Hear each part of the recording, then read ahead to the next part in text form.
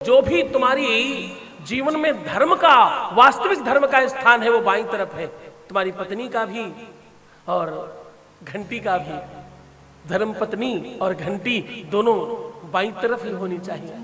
हाँ, अब किसी ने मुझे कहा कि बाईं तरफ होनी चाहिए तो पूजा में दाहिनी तरफ क्यों बैठते हैं?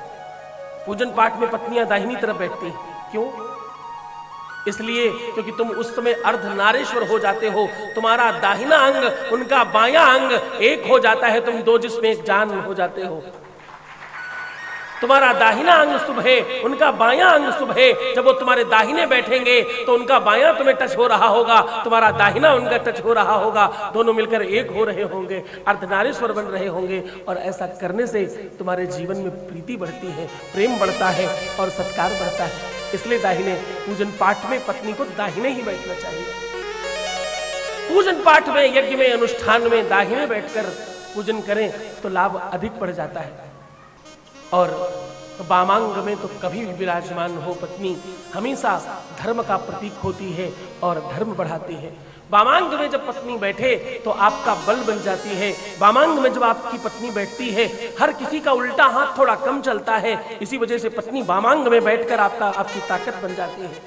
बायां अंग कम चलता है, उसका दाहिना अंग खूब चलता है। वो बाएं अंग में बैठकर आपके बाएं अंग को चलाए रखती है। वो कहती है तुम्हें कमजोर नहीं होने देंगे, चिंता न करना, तुम तो दौड़ो, मैं तुम्हारे साथ हूं।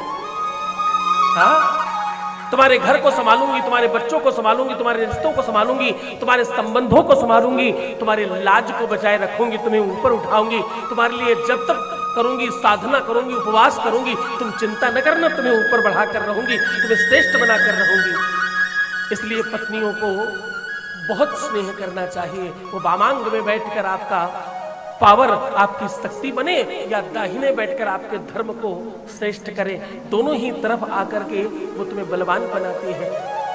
महादेव कहते हैं कि भैया अर्घा 70% है, उस शिवलिंग वो 30% होगा ज्यादा से ज्यादा।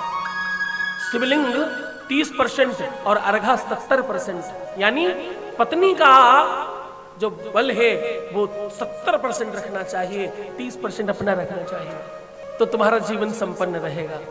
फिर तुम एक जीवन में कभी तकलीफ नहीं आने पाएगी। अगर ऐसा रखे तो नुकसान क्या है?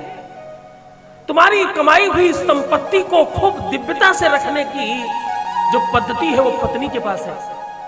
तुम्हारी संपत्ति को, तुम्हें संपत्तिवान बनाए रखने का जो साधन है वो पत्नी के पास है। तुम कितनी अमीर हो, तुम्हारी पत्नी अगर फूहर हुई तो सत्य मानो तुम्हारे घर में जाते ही पता चल जाएगा इनके घर में कुछ नहीं है। उसे कुछ संभालना आता ही नहीं होगा, वो कुछ संभाल ही नहीं पाएगी, अंट सब पड़ा होगा। लोग कहेंगे इसके घर में कुछ नहीं है, ये ऐसे फेंकता रहता है, मेरे पास बहुत है, इसके पास कुछ नहीं है। और तुम्हारे पास कुछ नहीं हो, तुम्हारी पत्नी को सब सुंदर बनाना आता हो, वो घर को दिव्यता से सजा कर रखेगी। जब तुम्हारे घर कोई पहुंचेगा तो छोटी सी जगह में कुटिया बनाकर खूब दिव्य बनाकर दिखाएगी, तुम्हारा नाम रोशन करेगी। हाँ,